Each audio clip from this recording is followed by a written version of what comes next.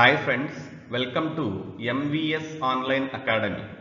మన అకాడమీలో geography, history and పాలిటీస్కి సంబంధించినటువంటి క్లాసులు అందుబాటులో ఉంచడం జరిగింది.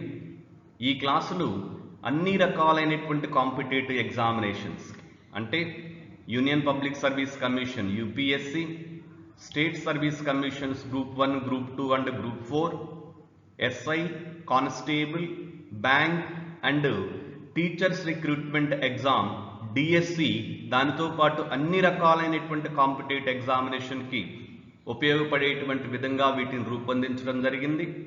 గత 2 వీడియోస్లో మనం ఇండియన్ జాగ్రఫీకి సంబంధించినటువంటి క్లాసులు చూసాం. ఈ వీడియోలో కూడా ఇండియన్ జాగ్రఫీకి సంబంధించినటువంటి మరొక క్లాసును చూద్దాం. క్వశ్చన్ నెంబర్ 1, నామ్చా బార్వా వద్ద దక్షిణానికి మరలి భారతదేశంలోకి ప్రవేశించే నది ఏది? Correct option is 1, Brahmaputra is the correct answer. ఇక్కడ చూడొచ్చు మీరు, the Brahmaputra rises in Tibet east of Manasa Sarovaram lake. Manasa సరోవరానికి తూర్పుగా టిబెట్లో జన్మిస్తుంది. టోటల్గా ఇది 2900 కిలోమీటర్ల ప్రయాణం చేస్తుంది. దానిలో 916 కిలోమీటర్లు భారతదేశంలో ప్రయాణం చేస్తుంది. ఎందుకంటే ఇక్కడ భారతదేశంలో అరుణాచల్ ప్రదేశ్, అస్సాం, మేఘాలయ, నాగాలాండ్, వెస్ట్ బెంగాల్ అండ్ సిక్కిం రాష్ట్రాల్లో ఇది బ్రహ్మపుత్ర అనేటువంటిది ఇది ప్రవహిస్తూ ఉంటుంది. ఇక్కడ చూస్తే మీరు ఇదండి అరుణాచల్ ప్రదేశ్లో నామ్చా బార్వా అనేటువంటిది. అలానే బ్రహ్మపుత్ర నదిని అస్సాం దుఃఖదాయని అని కూడా అంటూ ఉంటారు. క్వశ్చన్ నెంబర్ 2, చంద్ర, భాగ అనే 2 చిన్న నదుల కలయిక వలన ఏర్పడే నది ఏది? Correct answer is 2, Chenab river. ఎందుకండి ఇది కరెక్ట్ ఆన్సర్ అనేటువంటిది చీనాబ్ రివర్. ఇక్కడ చూడొచ్చు మీరు ఈ 2 నదులు అనేటువంటివి, ఇది చంద్ర రివర్, అలానే ఇది వచ్చేసిన తర్వాత భాగా రివర్. ఈ 2 కూడా ఈ ప్రాంతంలో కలుస్తాయి. ఆ కలిసిన తర్వాతే ఇది చీనాబ్ రివర్గా మారటం జరుగుతుంది. ఇక్కడ చూడొచ్చు మీరు, ఇది చీనాబ్ రివర్ అనేటువంటిది. ఇది సింధు నదికి ఉన్నటువంటి ఉపనదులన్నింటిలో కల్లా పెద్ద నది చీనాబ్ రివర్ అనేటువంటిది. కాబట్టి option 2 is correct. Question number 3, భారతదేశంలో సింధు నది ప్రవహించే దూరం ఎంత? భారతదేశంలో సింధు నది ఎంత దూరం ప్రయాణం చేస్తుందా అంటే కరెక్ట్ ఆప్షన్ ఈజ్ 4, 709 కిలోమీటర్లు. ఇక్కడ మీరు మ్యాప్లో చూడొచ్చండి, ఇది సింధు నది యొక్క జన్మస్థలం అనేటువంటిది. అక్కడ నుండి ఇలా ప్రయాణం చేస్తూ ఇక్కడ ఉన్నటువంటి లద్దాఖ్ ప్రావిన్స్లోకి వస్తుంది. ఆ లద్దాఖ్ నుంచి పాక్ ఆక్యుపైడ్ కాశ్మీర్, అక్కడి నుంచి ఇలా పాకిస్తాన్లోకి వచ్చేసి కరాచీ దగ్గర అరేబియా సముద్రంలో కలవడం జరుగుతుంది. ఇక్కడ నేను ఇచ్చానండి దీని యొక్క ఉపనదులు, సింధు నది యొక్క ఉపనదులు ఇచ్చాను. అలానే దాని గురించినటువంటి వివరణ కూడా ఇక్కడ ఇవ్వడం జరిగింది. క్వశ్చన్ నెంబర్ 4, భారతదేశంలోని మొదటి జల విద్యుత్ కేంద్రమైన శివ సముద్రం జల విద్యుత్ కేంద్రం ఏ నదిపై ఉంది? కరెక్ట్ ఆన్సర్ ఈజ్ కావేరీ నది. Option 3 is correct. ఈ శివ సముద్రం ప్రాజెక్ట్ అనేది 1902వ సంవత్సరంలో 3600 కిలోవాట్స్ కెపాసిటీతో ప్రారంభమయ్యి 1938 నాటికి 42,000 కిలోవాట్స్తో ఇది కంప్లీట్ కావడం జరుగుతుంది. అలానే ఇక్కడ నేను కావేరీ నదికి సంబంధించినటువంటి వివరణ కూడా ఇచ్చానండి. క్వశ్చన్ నెంబర్ 5, సరస్సుల నగరం అని దేనిని పిలుస్తారు? కరెక్ట్ ఆప్షన్ ఈజ్ 2, ఉదయపూర్ అండి. రాజస్థాన్లో ఉన్నటువంటి ఉదయపూర్ని సరస్సుల నగరం అంటారు. కారణం అక్కడ చాలా సరస్సులు అనేటువంటివి ఉన్నాయండి. ఇక్కడ మీకు నేను ఫోటో కూడా ఇవ్వడం జరుగుతుంది. ఈ సరస్సులో నిర్మించినటువంటి బిల్డింగ్ చాలా బ్యూటిఫుల్గా ఉంటుంది. క్వశ్చన్ నెంబర్ 6, ఇండియన్ రైన్ అని ఏ నదిని పిలుస్తారు? కరెక్ట్ ఆప్షన్ ఈజ్ 3, గోదావరి నది. దీన్ని ఇలా పిలవడానికి కారణం అండి, ఇక్కడ చూడండి, ఇది యూరప్లో ఉన్నటువంటి రైన్ నది. జర్మనీకి ఫ్రాన్స్కి మధ్య గుండా ప్రవహిస్తూ ఉంటుంది. ఈ రైన్ నది పరివాహక ప్రాంతం అనేటువంటిది బొగ్గు, ఇనుము ఖనిజ సంపదకి ప్రసిద్ధి చెందినటువంటిది. అదేవిధంగా ఇండియాలో గోదావరి నదీ ప్రాంతం, ఇక్కడ చూడొచ్చండి మీరు, ఇది గోదావరి పరివాహక ప్రాంతం అనేది ఇది కూడా ఇనుము బొగ్గు ఖనిజాలకు ఫేమస్ కాబట్టి ఈ నదిని ఇండియన్ రైన్ అని పిలవడం జరుగుతూ ఉంది. అలానే గోదావరి అనేది ఇండియాలో సెకండ్ లాంగెస్ట్ రివర్. అలానే దీనికి మరొక పేరు దక్షిణ గంగా అని కూడా పిలుస్తారు. ఇది ఎక్కడ జన్మిస్తుంది ఏంటి అనేటువంటిది అంతా కూడా నేను ఇక్కడ వివరణ ఇవ్వడం జరిగింది. క్వశ్చన్ నెంబర్ 7, కపిలధార జలపాతం ఏ నదిపై ఉంది? కరెక్ట్ ఆప్షన్ ఈజ్ 3, నర్మదా నది. ఇక్కడ ఇచ్చాను నర్మదా నది, ఎందుకంటే ఇదంతా కూడా నర్మదా నది పరివాహక ప్రాంతం అనేది. ఈ నర్మదా నది ఎక్కడ పుడుతుంది అంటే మధ్యప్రదేశ్లోని అమర్కంటక్లో జన్మించేసి అక్కడి నుండి తూర్పు నుండి పడమరకు ప్రయాణిస్తుందండి.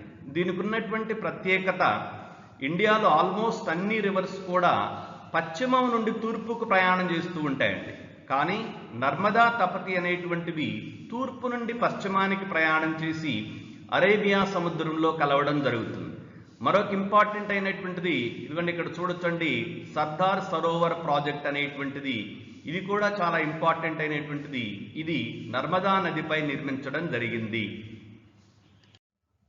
క్వశ్చన్ నెంబర్ 8, సింధు నది ఉపనదులలో అతి పెద్దది ఏది? ఇదిగండి ఇది సింధు నది. సింధు నది యొక్క ఉపనదుల్లో అతి పెద్దదైనటువంటిది చీనాబ్ రివర్. ఇక్కడ చూసుకోవచ్చు మీరు, సింధు నదికి ఉన్నటువంటి ప్రధానమైనటువంటి 5 ఉపనదులు రావి, బియాస్, సట్లెజ్, చీనాబ్ అండ్ జీలం. ఈ 5 నదులు కూడా పంజాబ్ రాష్ట్రంలో గుండా ప్రవహిస్తున్నాయి కాబట్టి ఆ రాష్ట్రానికి పంజాబ్ అని పేరు రావడం జరుగుతుంది. ఇక్కడ మన ఆన్సర్ వచ్చేసి చీనాబ్ రివర్ ఆప్షన్ 3 అనేది కరెక్ట్. చీనాబ్ రివరు 974 కిలోమీటర్ల దూరం ప్రయాణం చేస్తూ ఉంటుంది. ఈ 5 నదులు ప్లస్ సింధు నది, దాంతో పాటు సరస్వతి నది, ఈ 7 నదులను కలుపుకొని సప్త సింధు పరివాహక ప్రాంతం అంటారు. ఈ సప్త సింధు పరివాహక ప్రాంతంలోనే మనకి హరప్పా మొహంజదారో నాగరికత లేక సింధు లోయ నాగరికత అనేటువంటిది విలసిల్లింది.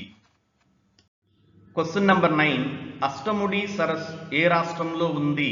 Correct option is 2, Kerala is the correct answer.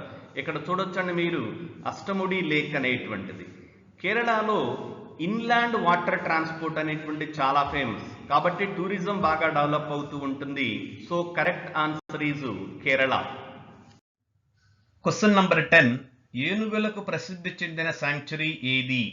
Correct option is 2, Bandipur sanctuary. ఇది కర్ణాటక రాష్ట్రంలో ఉంటుందండి. అలానే మిగిలినవి చూద్దాము.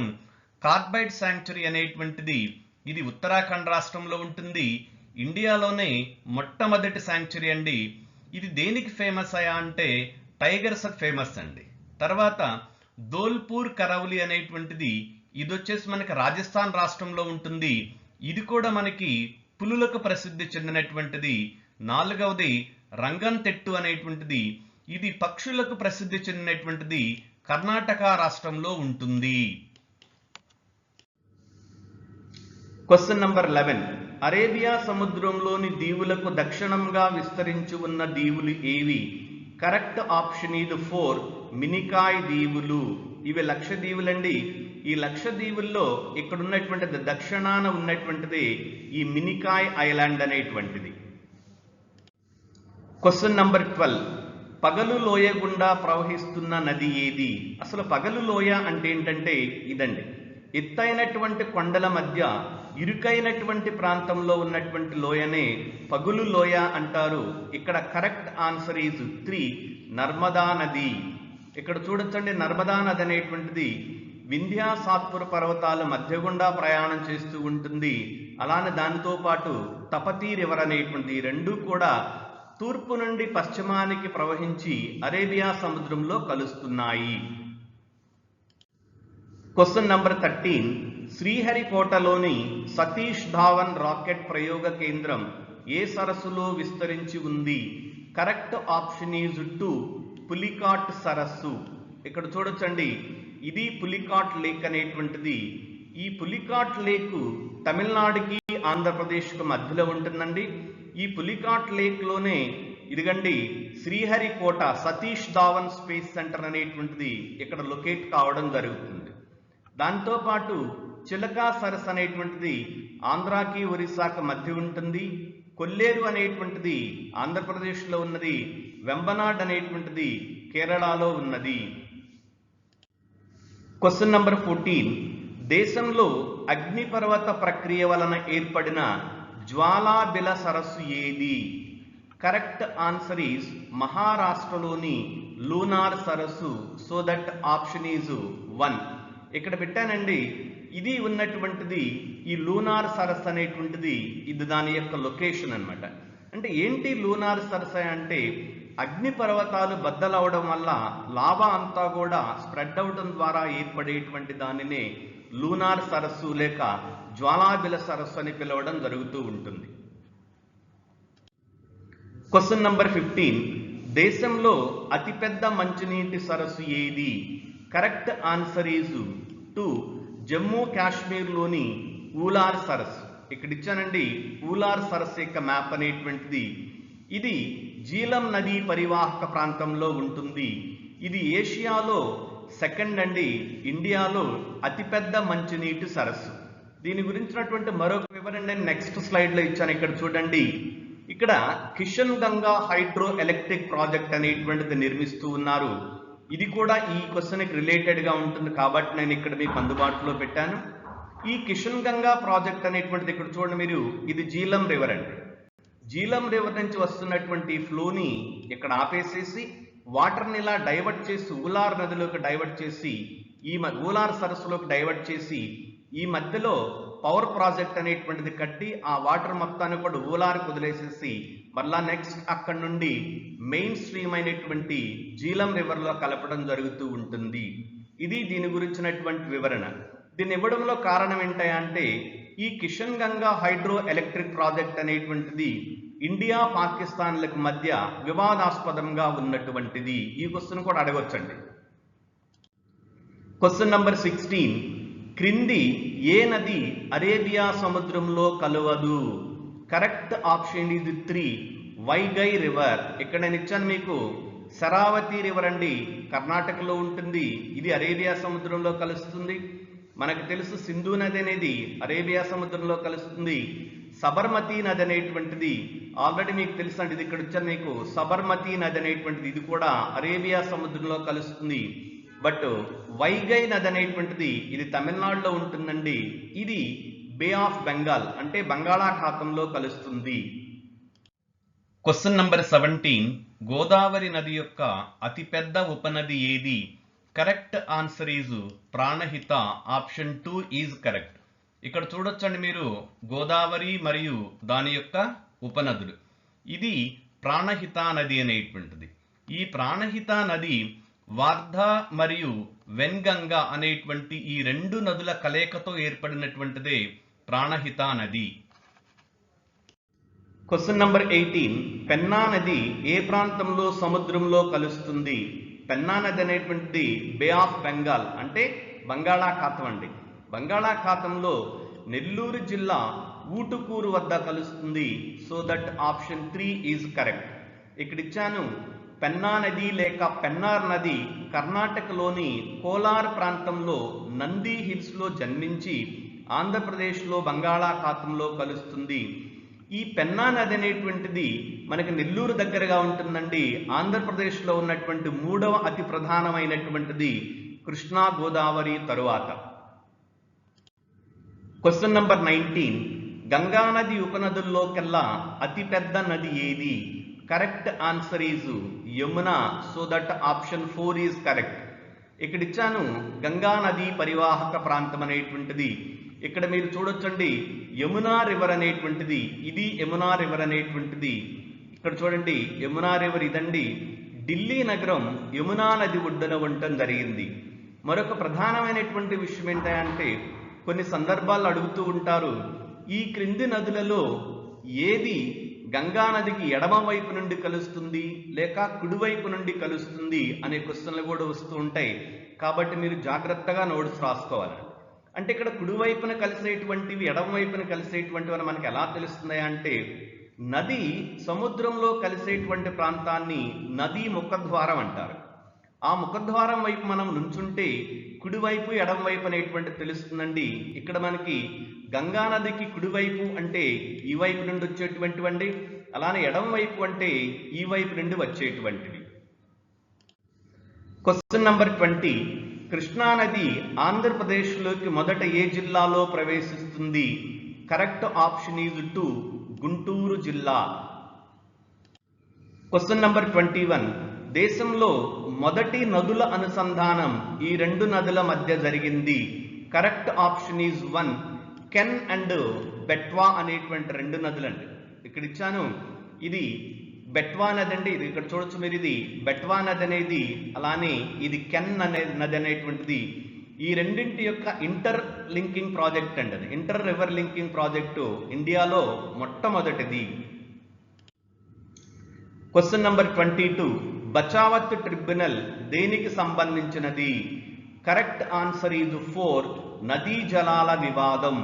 ఇక్కడ ఇచ్చాను నేను, Krishna water dispute tribunal setup by the government of India under RS Bachawat. ఈయన సుప్రీంకోర్టు రిటైర్డ్ జడ్జి అండి. ఈయన నాయకత్వంలో ఈ బచావత్ ట్రిబ్యునల్ అనేటువంటి దాన్ని ఏర్పాటు చేయడం జరిగింది.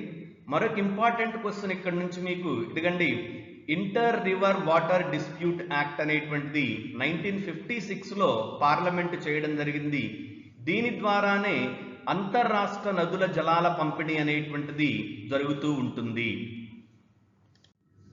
Question number 23. దేశంలో గంగా గోదావరి తరువాత మూడో అతిపెద్ద నది ఏది? కరెక్ట్ ఆప్షన్ ఈజ్ 1, కృష్ణా నది. కృష్ణా అనేది గంగా గోదావరి తర్వాత మూడవ అతిపెద్ద నది. ఇక్కడ చూసుకోవచ్చు మ్యాప్లో మీరు, ఇది కృష్ణా రివర్ అనేటువంటిది, అలానే దానికి ఉపనదులను కూడా నేను డీటెయిల్డ్గా ఇవ్వడం జరిగింది. ఇక్కడ ఇచ్చాను మీకు, కృష్ణా నది గోదావరి నది తర్వాత ద్వీపకల్ప భారతదేశంలో రెండవ అతిపెద్దది, ద్వీపకల్ప పీఠభూమిలో రెండవ అతిపెద్ద నది, టోటల్గా ఇండియాలో మూడవ అతిపెద్ద నది. ఇది ఎక్కడ జన్మిస్తుందండి? మహారాష్ట్రలోని మహాబలేశ్వరంలో జన్మిస్తూ ఉంటుంది.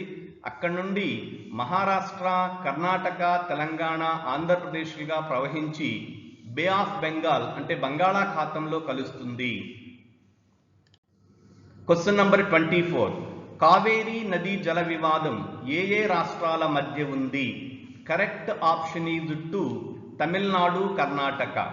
కర్ణాటక, తమిళనాడుతో పాటుగా ఇంకా కేరళ, అలానే పుదుచ్చేరి యూనియన్ టెరిటరీ కూడా, అంటే కేంద్రపాలిత ప్రాంతమైనటువంటి పుదుచ్చేరి కూడా ఈ వివాదంలో భాగంగానే ఉంది. అంటే టోటల్గా చెప్తే కర్ణాటక, తమిళనాడు, కేరళ అండ్ పుదుచ్చేరి ఈ నాలుగు కూడా కావేరీ నది జల వివాదానికి సంబంధించినటువంటి ప్రాంతాలు. ఇక్కడ చూసుకోవచ్చు మీరు, కావేరీ నది పరివాహక ప్రాంతం అనేటువంటిది. Question number 25. దేశంలోని ఏ ప్రాంతంలో అంతర్గత నదీ వ్యవస్థ విస్తరించి ఉంది? Correct option is 4, Rajasthan. Rajasthan రాష్ట్రంలో ఇదిగండి సరస్వతి రివర్ అనేటువంటిది, ఇది అంతర్గత నదీ వ్యవస్థ అంటే భూమి మీద లేకుండా ఎప్పుడో భూమి లోపల ఇంకిపోవడం అనేటువంటి జరుగుతుంది. ఇది సెటిలైట్ ద్వారా తీసినటువంటి పిక్చర్. Question number 26. సాధారణంగా దక్షిణ ఇండియాలో అంటే సౌత్ ఇండియాలో ఏ నెలలలో అధిక ఉష్ణోగ్రతలు నమోదవుతాయి? ఇక్కడ ఇచ్చినటువంటి దాని ప్రకారం కరెక్ట్ ఆప్షన్ ఈజ్ 2, ఏప్రిల్. జనరల్గా అయితే మే నెలలో వస్తుందండి, కానీ మే నెల ఆప్షన్ లేదు కాబట్టి ఏప్రిల్ అనేది కరెక్ట్. Question number 27. దేశంలో సాధారణంగా ఏ రకమైన వర్షపాతం ఎక్కువగా సంభవిస్తూ ఉంటుంది? కరెక్ట్ ఆప్షన్ ఈజ్ 2, సంవహన వర్షపాతం. ఇక్కడ నేను 3 రకాలైనటువంటి వర్షపాతాన్ని ఇచ్చానండి. సంవహన వర్షపాతం, పర్వతీయ వర్షపాతం, అలానే చక్రవాత వర్షపాతం. మీన్స్ ఇది మూడవదండి, సైక్లోనిక్ అనేటువంటిది ఈ చక్రవాత వర్షపాతం లేక గాలివానల ద్వారా వచ్చేటువంటి వర్షపాతం. Question number 28. నైరుతి ఋతుపవనాలు వర్షాన్ని ఇవ్వడానికి గల కారణం ఏమిటి? Very important question. Correct option is 4, ఆయన రేఖ తూర్పు జట్ ప్రవాహాలు. ఇక్కడ మ్యాప్లో చూడొచ్చు మీరు, ఇక్కడ నుండి అండి మనకి ఇండియన్ ఓషన్ నుండి ఇలా వచ్చినటువంటి గాలులు ఈ ప్రాంతం వైపుకి మరలి ఈ విధంగా భారతదేశంలోకి ప్రయాణించడం జరుగుతూ ఉంటుంది. మొట్టమొదటిసారిగా నైరుతి ఋతుపవనాలు అనేవి అండమాన్ నికోబార్ దీవుల్ని టచ్ కావడం జరుగుతుంది. Question number 29. దేశంలో సతత హరిత అరణ్యాలు ఏ ప్రాంతంలో విస్తరించి ఉన్నాయి? ఇంగ్లీష్లో వీటిని ట్రాపికల్ ఎవర్ గ్రీన్ ఫారెస్ట్స్ అంటారండి. ఇవి భారతదేశంలో అన్ని ప్రాంతాల్లో విస్తరించి ఉన్నాయి, ప్రధానంగా పశ్చిమ కనుమలు, అస్సాం ప్రాంతం, ఈశాన్య భారతం. So correct option is 4. Question number 30. దేశంలో అత్యధిక ప్రాంతంలో విస్తరించి ఉన్న అరణ్యాలు ఏవి? ఈ క్వశ్చన్ కూడా చాలా ఇంపార్టెంట్.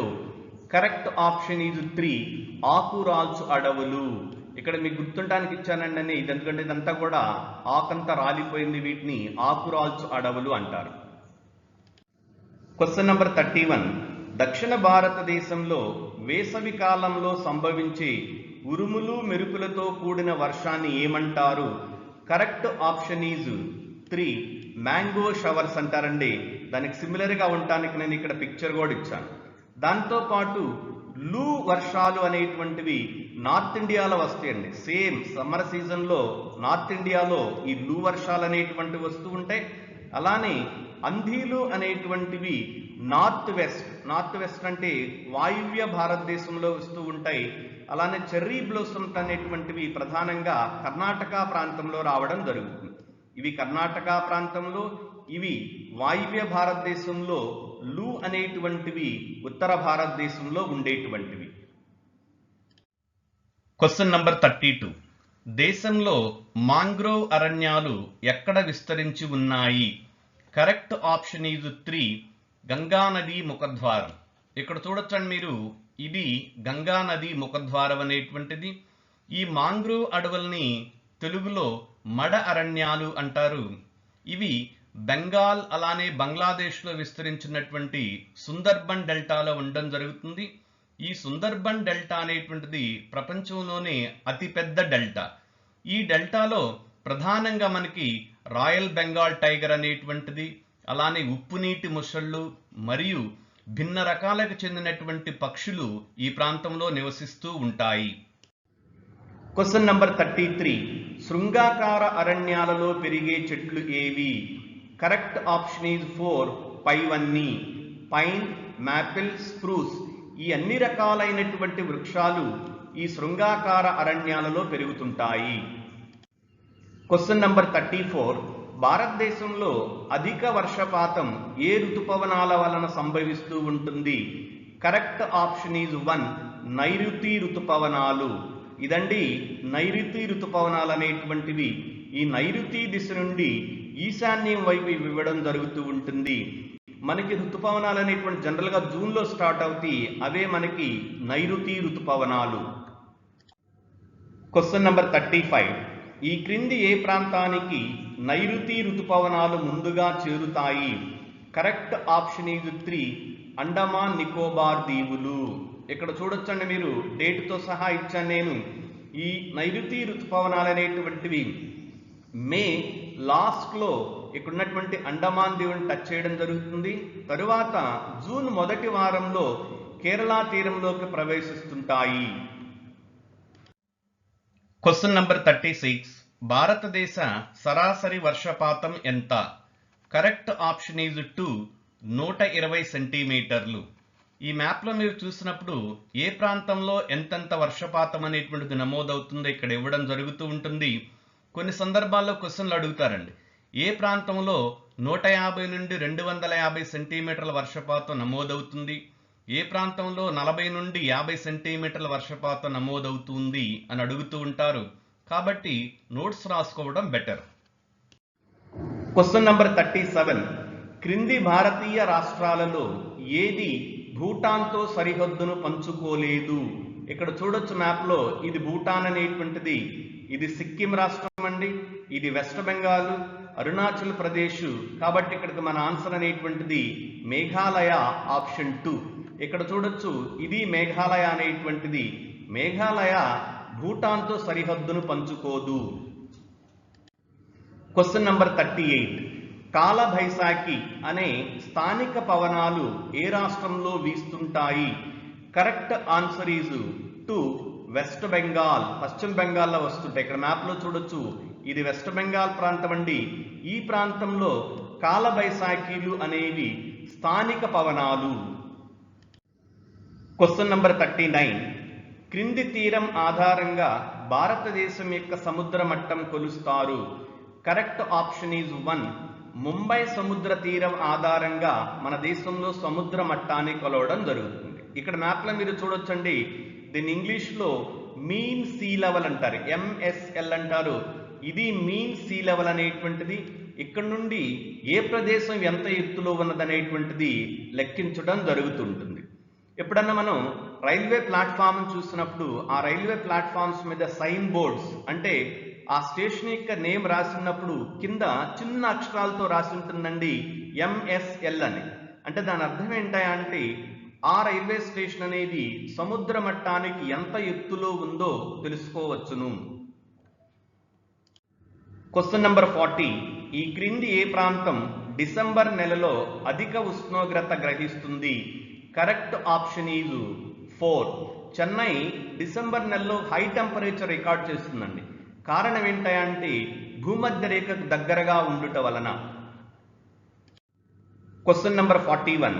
అరుణాచల్ ప్రదేశ్లో ఉదయం 6 గంటలకు సూర్యోదయం అయితే అదే సమయంలో సౌరాష్ట్రలో సూర్యోదయానికి ఎంత సమయం అవుతుంది? Correct option is 3. ఉదయం 8 గంటలు. దీనికి కారణం భారతదేశంలో తూర్పు నుండి పశ్చిమానికి 2 గంటల సమయం వ్యత్యాసం ఉంటుందండి. అంటే తూర్పు నుండేటువంటి ప్రాంతం కన్నా పశ్చిమాన ఉండేటువంటి ప్రాంతం 2 గంటలు లేటుగా టైంని చూపించడం జరుగుతూ ఉంటుంది. కానీ రీసెంట్గా వచ్చినటువంటి ప్రపోజల్ ఏంటంటే ఇండియాకి 2 టైమ్ జోన్స్ తీసుకురావాలి అనేటువంటిది. ఇదండి 2 టైమ్ జోన్స్ సంబంధించినటువంటి లైన్ అనేటువంటిది ఇండియన్ మెయిన్లాండ్ని అలానే నార్త్ ఈస్ట్ ఇండియాని సపరేట్ చేస్తుంది. అసలు టైం జోన్ అంటే ఏంటి? ఎగ్జాంపుల్ అమెరికాను తీసుకుందామండి. అమెరికా చాలా పెద్ద దేశం అండి. అక్కడ తూర్పు ప్రాంతాన్ని ఉన్నటువంటి చిట్ట చివరి ప్రాంతం, ఫర్ ఎగ్జాంపుల్ తూర్పునున్నటువంటి వాషింగ్టన్కి అలానే పశ్చిమాన ఉన్నటువంటి కాలిఫోర్నియా ప్రాంతానికి చూస్తే 5 గంటల సమయం తేడా ఉంటుందండి. అయితే మన దేశంలో అలా లేదు, ఒకే టైం ఉందండి మన దేశంలో. కానీ అమెరికాలో 5 టైమ్ జోన్స్ ఉంటాయి. అలానే రష్యాలో 11 టైమ్ జోన్స్ ఉంటాయండి రష్యాలో. అంటే రష్యాలో తూర్పు ప్రాంతాన్ని ఉండేటువంటి వాళ్ళకి అలానే పశ్చిమ ప్రాంతాన్ని ఉండేటువంటి వాళ్ళకి 11 గంటల సమయం తేడా ఉంటుంది. కానీ మన దేశంలో ఒకే టైం జోన్ ఉందండి. దీనికి కారణం ఏంటంటే ఐక్యతా భావాన్ని, యూనిటీ అండ్ ఇంటిగ్రిటీ అనేటువంటి దాన్ని డెవలప్ చేయాలనేటువంటి ఉద్దేశంతో ఒకటే పెట్టారు. బట్ రీసెంట్ ప్రపోజల్ ఏంటంటే 2 టైమ్ జోన్స్ తీసుకురావాలి అనేది. ఇది కరెంట్ అఫైర్స్లో చాలా ఇంపార్టెంట్ అండి. Question number 42.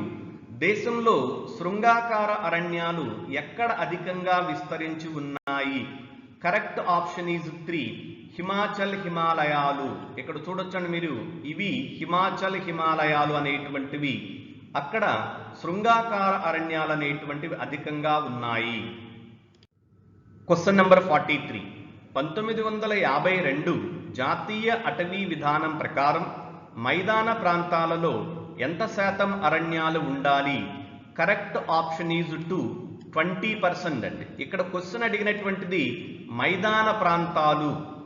కానీ 52వ సంవత్సరం అటవీ విధానం ప్రకారం టోటల్గా ఇండియాలో 33% ఉండాలండి ఫారెస్ట్ అనేటువంటిది. బట్ మైదాన ప్రాంతాల్లో 20% ఉంటే సరిపోతుంది. Question number 44. అత్యధిక శాతం అరణ్యాలు విస్తరించున్న రాష్ట్రం ఏది? Correct option is 1. Arunachal Pradesh. ఇక్కడ చూసుకోవచ్చండి, ఇవన్నీ కూడా ఫారెస్ట్ నార్త్ ఈస్ట్లో ఉన్నటువంటిది. ఇది అరుణాచల్ ప్రదేశ్ రాష్ట్రం అనేటువంటిది. భారతదేశంలో దీన్ని the land of rising sun అని పిలుస్తారండి. దీన్ని ల్యాండ్ ఆఫ్ రైజింగ్ సన్ అంటే భారతదేశంలో సూర్యోదయం మొట్టమొదటిసారిగా అరుణాచల్ ప్రదేశ్లోనే అవుతుందండి. దానికి కారణం అరుణాచల్ ప్రదేశ్ మన దేశానికి తూర్పున ఉంటుంది కాబట్టి. అదేవిధంగా సూర్యాస్తమయం ఎక్కడవుతుంది అంటే గుజరాత్లో అవుతుందండి. అలానే ప్రపంచంలో చూసినప్పుడు ప్రపంచం మొత్తంలో కూడా సూర్యోదయం మొట్టమొదటిగా జపాన్లో అవుతుంది కాబట్టి జపాన్ని the land of rising sun అంటారు. అలానే అమెరికా పూర్తిగా పశ్చిమాన ఉంటుంది కాబట్టి ప్రపంచంలో చిట్ట చివరి దేశం పశ్చిమాన ఏంటంటే అమెరికా. కాబట్టి అమెరికాలో చిట్ట చివరిసారిగా సూర్యాస్తమయం అవుతూ ఉంటుంది కాబట్టి అమెరికాని ల్యాండ్ ఆఫ్ సెట్టింగ్ సన్ అంటారు. Question number 45. ప్రస్తుతం దేశంలో అరణ్యాల విస్తీర్ణ శాతం ఎంత?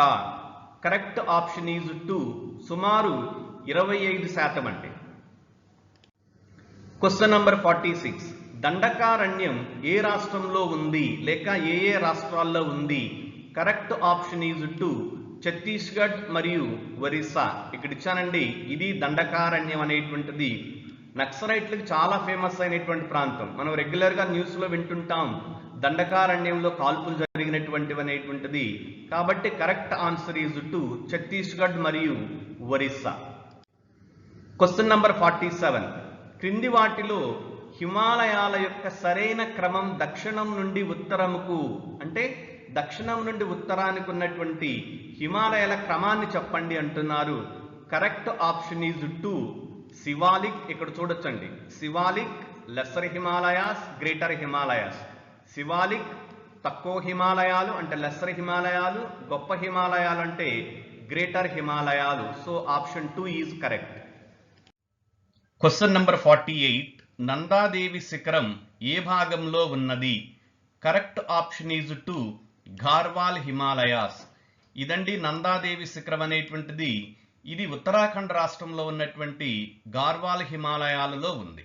ఇక్కడ మరొక ఇన్ఫర్మేషన్ ఏంటంటే భారతదేశంలో అత్యంత ఎత్తైనటువంటి శిఖరం కాంచనగంగా. అది ఇక్కడ ఉంటుందండి, సిక్కింలో ఉంటుంది కాంచనగంగా అనేటువంటిది.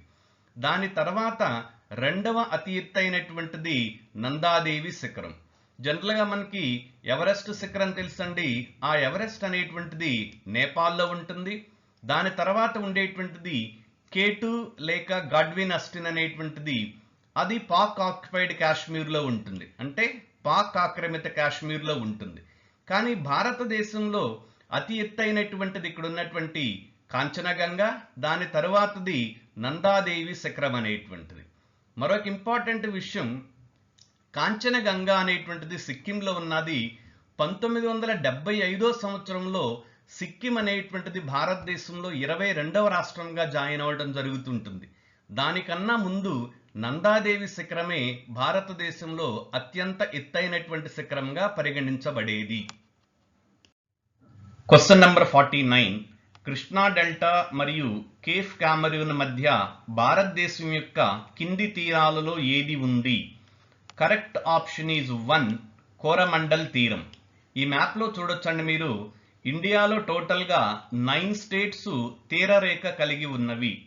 వాటిలో ఇక్కడ గుజరాత్ తీరం అండి, దీన్ని వచ్చేసి కచ్ తీరం లేక కథైవాడ్ తీరం అని, మహారాష్ట్ర గోవా తీరాన్ని కొంకణ్ తీరం అని, కర్ణాటక తీరాన్ని వచ్చేసి కెనరా కోస్ట్ అని, కేరళ తీరాన్ని మలబారు కోస్ట్ అని, అలానే తమిళనాడు కొంత ప్రాంతంలో ఉన్నటువంటి ఆంధ్ర ప్రాంతాన్ని ఈ తీరాన్ని వచ్చేసి కోరమండల్ తీరం అని, మిగిలినటువంటి ప్రాంతాన్ని ఆంధ్రాలో నార్థరన్ సర్కారు అని, నెక్స్ట్ ఒరిస్సాలో ఉన్నటువంటి తీర ప్రాంతాన్ని ఉత్కళ తీరం అని, లాస్ట్గా వెస్ట్ బెంగాల్లో ఉన్నటువంటి తీరాన్ని వంగ తీరం అని పిలుస్తారు.